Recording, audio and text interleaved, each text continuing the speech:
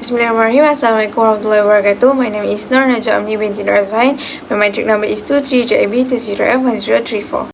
So first thing first, I will intro about the white collar crime. The term of white collar crime refers to financially motivated and non-violent or non-directly violent crime committed by individual, business and government professional. White collar crime is a non-violent crime often characterized by deceit or concealment to obtain or avoid losing money or property, or to gain a personal or business advantage. Their crimes have included insider trading, accounting scandals, security fraud, and police scheme. Others common white-collar crime include insurance fraud and identity theft. Next, I will move to the synopsis of this film, which is The Insider 1999. This movie tells the true story of Jeffrey Wiggins, which is the Russ Crowe, a former tobacco executive who decided to appear on 60 Minutes, which is 1968. As a matter of conscience, particularly product the producer Laura Brackham, renowned as Al Pacino, he revealed that the tobacco industry was not only aware that cigarettes are addictive and harmful, but deliberately worked as increasing the addictiveness. Unfortunately, both protagonists of the story learned the hard way that simply telling the truth is not enough as their struggle against Big Tobacco's attempt to silence them and CBS's own cowardly complicit preference of putting money as a higher priority over the truth. Assalamualaikum warahmatullahi wabarakatuh. My name is Anis Afrika binti Zakaria. My matrix number 23DIB20F1032. The first issue from the film The Insider 1999 is when Mr. Wiggins was fired by Thomas Sandefur.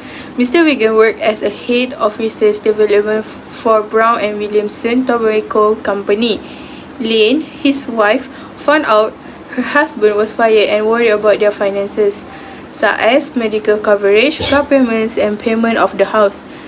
Mr. Wiggins was then fired when he began to voice his personal opinion about how he did not agree with how the company was adding various chemicals to make cigarettes even more addictive when they already are.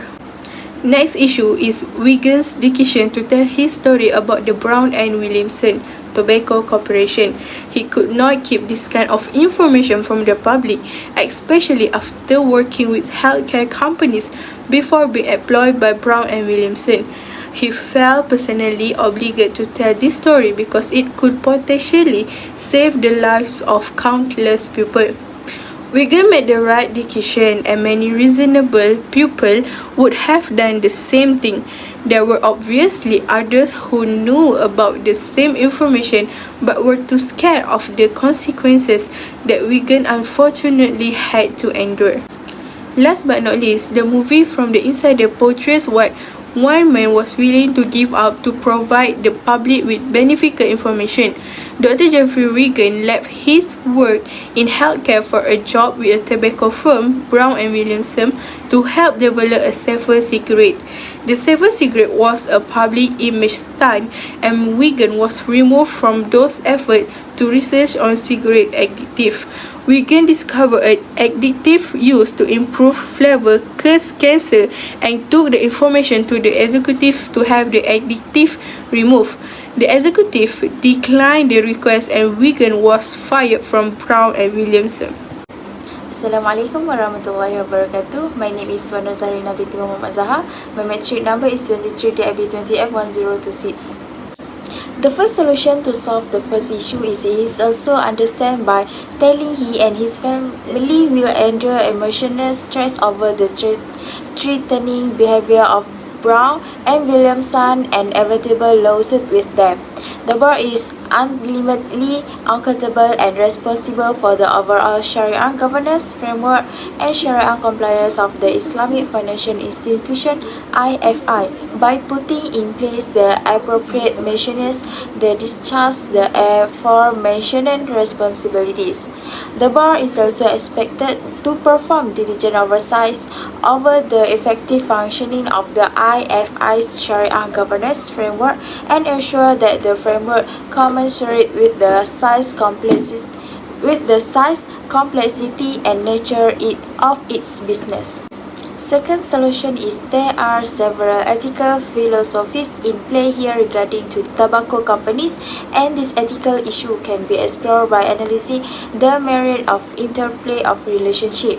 The management shall be responsible for observing and implementing Sharia ruling and decision made by the SSC and the Sharia committee respectively. The management will also responsible to identify and refer any Sharia issue to the Sharia committee for decision, view and opinion. Given that the accountability of Sharia decision rests with the Sharia committee, the management is expected to provide information and disclosure which are complete and accurate to the Sharia committee in a timely manner and shall be transparent on every areas that need clarification to enable the Sharia committee to discharge its duties effectively.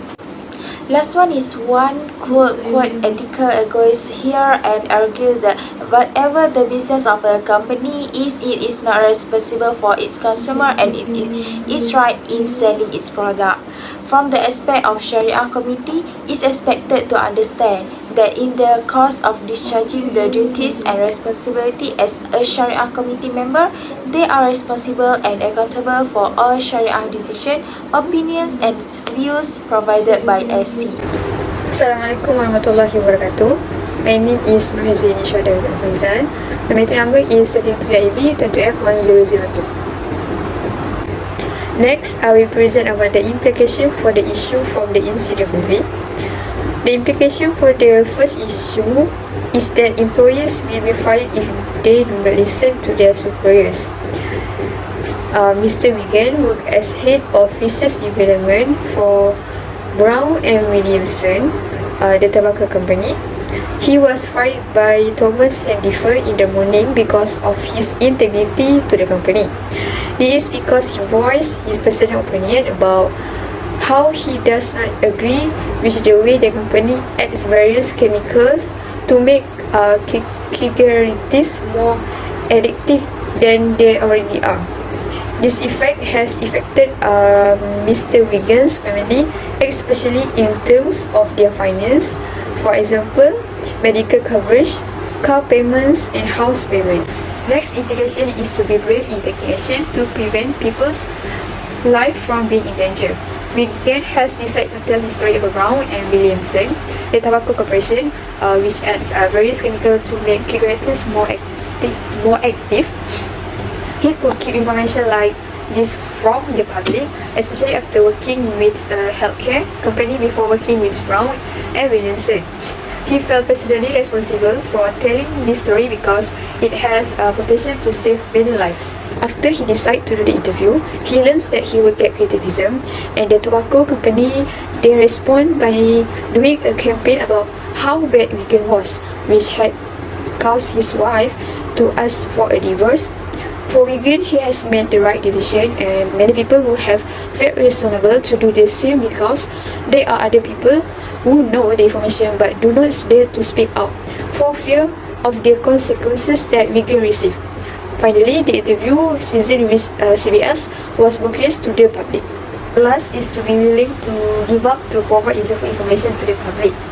Dr. Jeffrey Wigan left his job in healthcare to work with the tobacco firm Brown Williamson to help develop several key grades.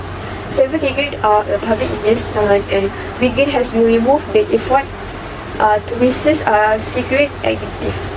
Wigan discovered an additive used to improve cancer-causing flavors and brought the information to executive to remove the additive.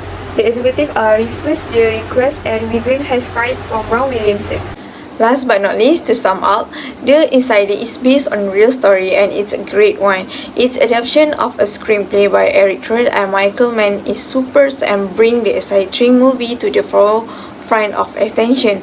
On the other hand, The Insider is clearly rests on the shoulder of two excellent actors, which is Russell Crowe and Al Pacino. Crowe plays Dr. Jeffrey Wigan, a recently fired research scientist at Brown and Williamson Tobacco Company. Now, he's left without a job, with a badly hurt dignity, with a restrictive confidentiality agreement, and with some information that might be highly damaging to his former employers. Al Pacino is a lower brakeman that producer of 60 Minutes, who tries to get Wiegand to tell the truth of his show. The story hits the bull eyes of public consequences, and it provides some gripping sequences.